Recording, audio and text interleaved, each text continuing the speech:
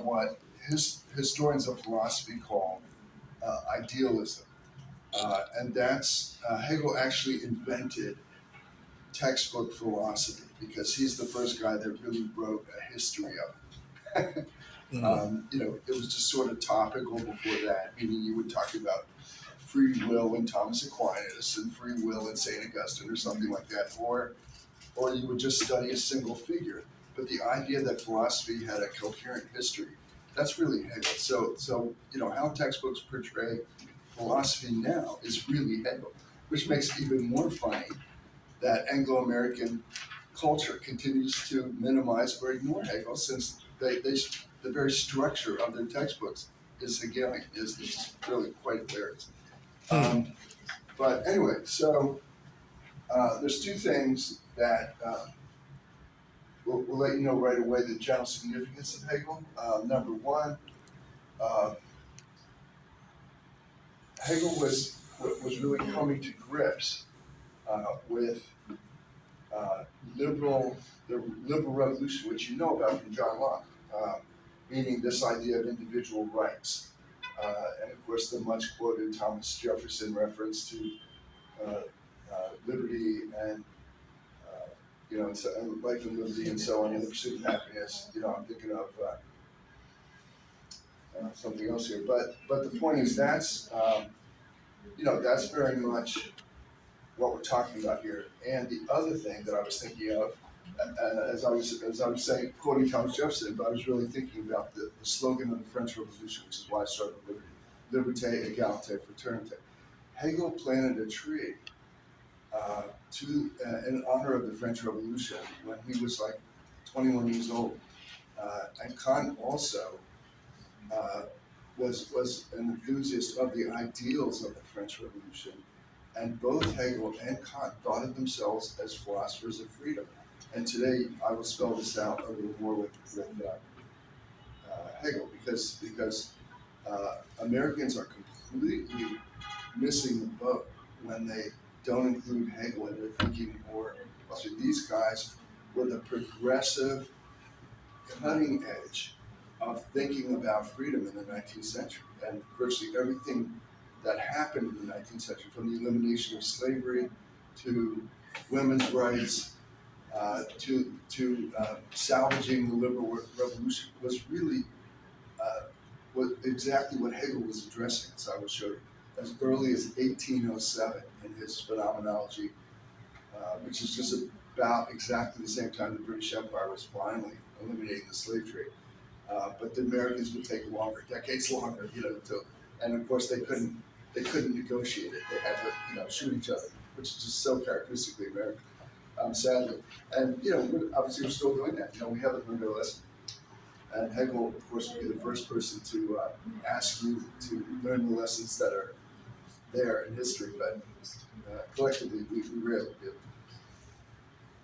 Anyway, so that's the first significance. The second significance is as you recall, Kant's three critiques on science, uh, on ethics, and of course the critique of practical reason, which is from Aristotle, telling you that the way you have to think about ethics, you can still think in terms of principles, but when you apply them, it's not going to be as rigid as Newton's mechanical science. So you have to take into account character and circumstance and things like that. So so that Kant would use that. He's signaling to the reader that this pure reason stuff that he talked about in the critique of pure reason and scientific rationality and so on, all of that is best applied to the natural world, but not to human society. You have to start with the presupposition of freedom and build your ethics on that, say it, Kant.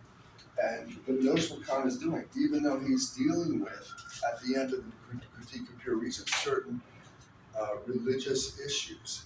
What he's really doing is developing a secular ethic, meaning he's not having the church justified.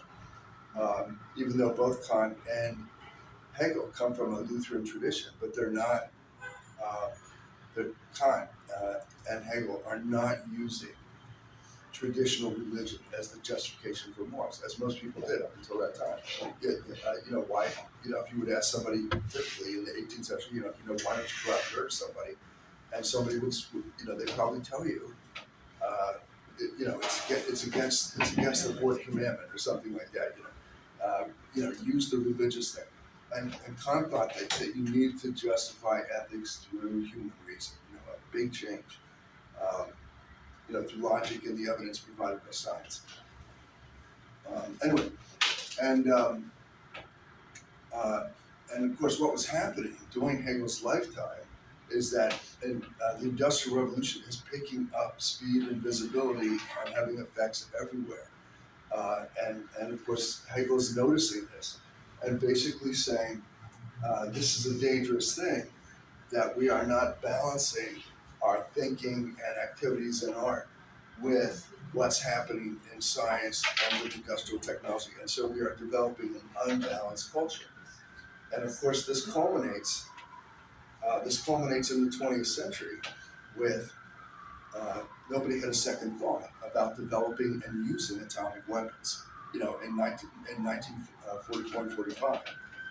And Kant would have explained that. Max Weber, the German sociologist that followed Hegel in the 20th century, was born about the time, a little bit after Hegel died, in the 1850s actually. But the point is, both Kant and Weber recognized that this differentiation, where Kant wanted to differentiate these three things, because of course the Roman Catholic Church had them collapsed together basically, and that was their problem. When their cosmology failed, they were afraid everything was going to fail, which is why they fought so hard that, until 1992, they were still defending, Aristotelian and Ptolemaic astronomy. I mean, it's astonishing. And by the way, the Vatican really wasn't anti-science and anti-technology as they're often portrayed.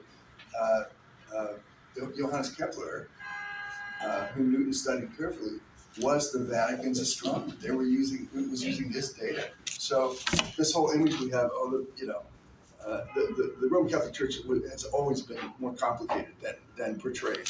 But the point is, in popular culture, that was the thing. They opposed Galileo for reasons that I said earlier, which was Galileo was redefining culturally what truth was. You looked at it as an individual through observation and understanding your observations. That's what knowledge and truth was for Galileo. And the church said, no, you can't do it that way. The truth is in ancient texts and proper interpretation. If there's a conflict of interpretations, the Pope gets to make the final call, basically. So that's what really was an issue there. And that's why both Kant and Hegel spend a lot of time talking about the nature of knowledge. And as we'll see in a minute, Hegel's discussion of that is especially fascinating because it's so different from Anglo-American culture. Because we are just, Anglo-American culture, in my opinion, hasn't really gone beyond Kant. Even though they're still stuck in the 18th century with their ideas on science and so on. With some exceptions, Thomas Kuhn and others. But anyway, so Hegel's watching the science kind of take over the culture, making it unbalanced, and he had it right because, again, a century later, we are without hesitation building atomic bombs and using them